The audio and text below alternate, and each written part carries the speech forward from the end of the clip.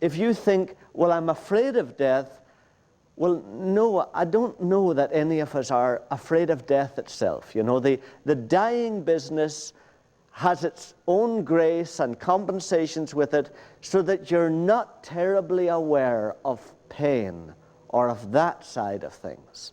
You're really encased in a little cocoon that God has, where your senses are dulled.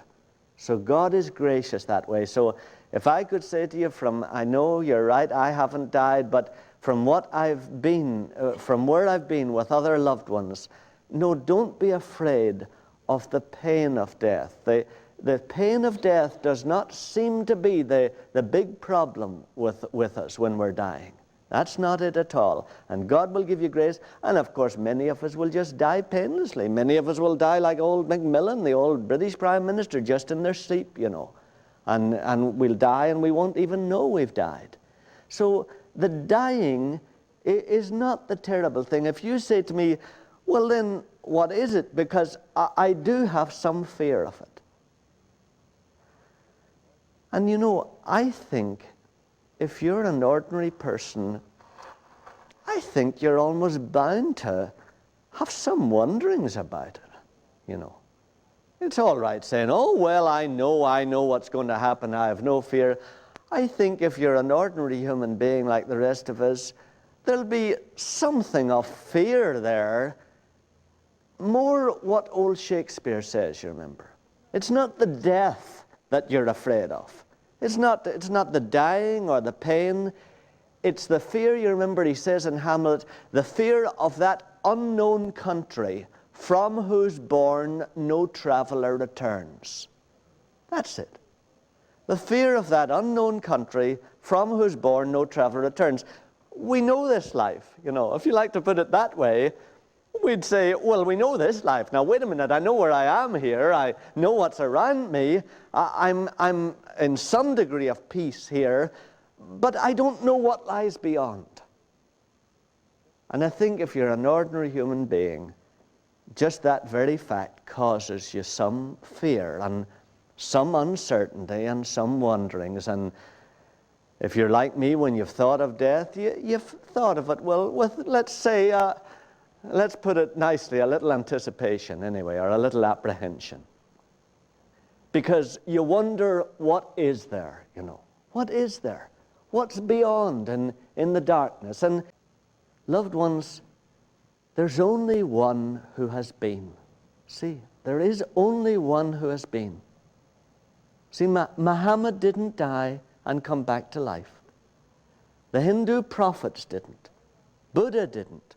Confucius didn't. Zoroaster, all those other fellows who are looked upon as religious leaders, none of them died and came back, you know, to tell us. Nobody. Only one man has done that. There's only one man who has gone through, died and really been dead, and been beyond, and come back to reassure us. Now, if you say, how do you know? I mean, nobody has ever died and come alive again. How do you know? How do you know he really did it? Well, you know, you have to pause for a minute and think of that BC AD thing. I mean, it is remarkable, isn't it? That our history is split into BC, before Christ, and AD, Anno Domini, you know, in the year of our Lord. That's the first thing. You have to honestly look at the fact that our whole method of measuring history and time is based on this dear man, Jesus Christ. So something remarkable. There must be something remarkable about him. There must be something unusual about him for that to be. And then, of course, you know, there is just the sheer history of it all. You remember that verse, if you look at it, that Gentry read in 1 Corinthians.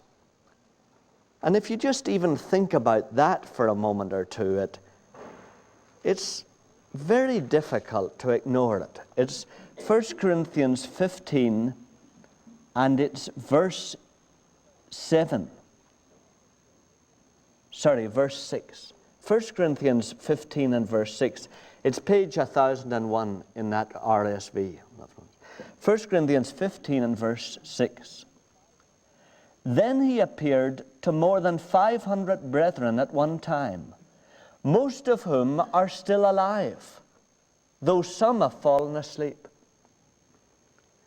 So, Paul is saying, this Jesus, after he got up from being dead, appeared to more than 500 people at one time, most of whom are still alive. Now, do you see the importance of that? The letter to the Corinthians was written in 57 AD. Jesus died in 29 AD. So you can see there's about 28 years difference there. Now, but these accounts of Jesus' resurrection were being read by the very people who were at the cross when he was crucified and were in Jerusalem when he began to appear in different places alive. Some of these 500 people were still alive when the New Testament Gospels were being circulated. So, do you see, it's very hard to reject the fact that Jesus actually did rise from the dead, because the historical evidence is so good, and it was circulating at a time when eyewitnesses were actually still alive who had seen him.